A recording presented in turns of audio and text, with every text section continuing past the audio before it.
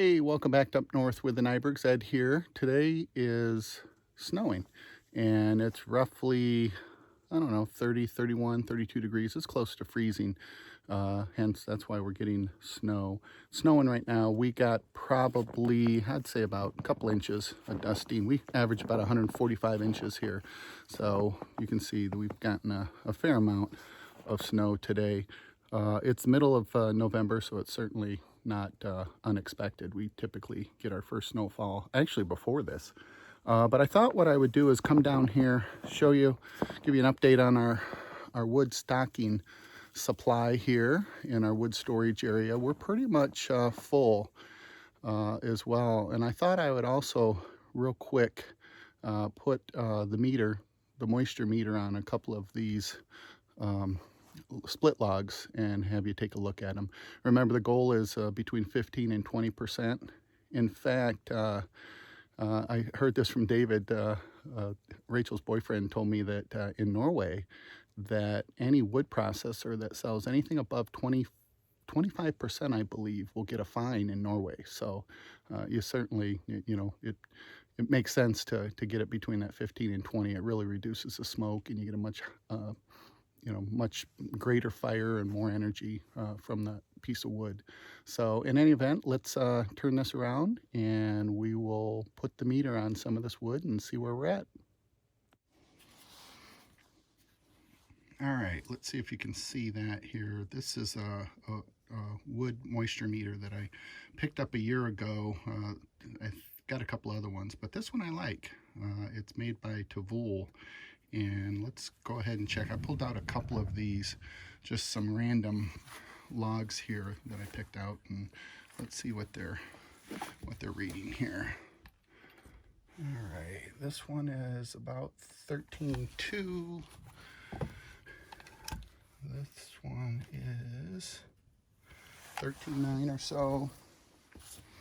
And then let's see what this one is here. About the same. As you can see, some of these that are sticking out a little bit here, and we'll use these. I don't know if you can see them or not, but there's a row here that is barely underneath the shelter here, and so you can see the difference. If I went and put the moisture meter, like say on this one here, you can see it. It's going up pretty quick. And let me get a real wet one here. They're 26.8. These will dry pretty quickly before we use them, and it won't be a problem. They'll be down below 25 here by the time we use them. We haven't started the wood boiler yet. We typically wait until the temperature is right around below 34, 35. And that's when we typically will fire it up and utilize it.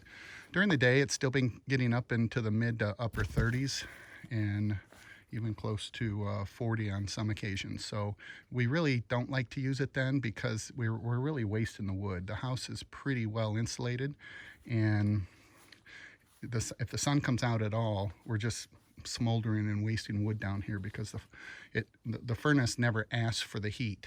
And so we're just wasting wood. But we found kind of that magic number right around 32 to 34 on average and below is when we get the better efficiency using our wood boiler. So that's essentially it. One thing that I'll mention here, we've got roughly, I don't know, we probably have about 21 face cords of wood in here. Let me move off to the side. You can see our setup here a little bit better. And one thing that happened this year, minor mishap, could have been major, but it was minor for the most part, is this year we really stacked the wood pretty high. And we've never had any issues with caving in or any of that in the past. And these walls, there's 10, 11 rows, and they were pretty stable. But we did have, I was working out here on this row where this board is sticking up, and I had the four-wheeler backed up and I was unloading, and out of the corner of my eye, I could see that this wall was starting to crumble, and it did, and it came down. I was quick enough to be able to cover my head and neck area. I was the only one back there. Rachel was helping, but she was around the other side, and that whole wall came down. And to be honest with you, I was sore for a couple of days, and luckily it didn't, it didn't hit me in any area that would have caused, significant damage. But it's just a warning. I tell you the good, the bad, and the ugly, and I've learned now. That's could have been a costly lesson, but I now am going to strap those every other one going forward if I'm going to put wood this high.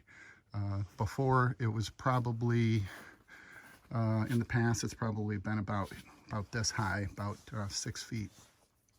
But going forward, I think I certainly learned my lesson that I'm going to strap it, and that's what I did.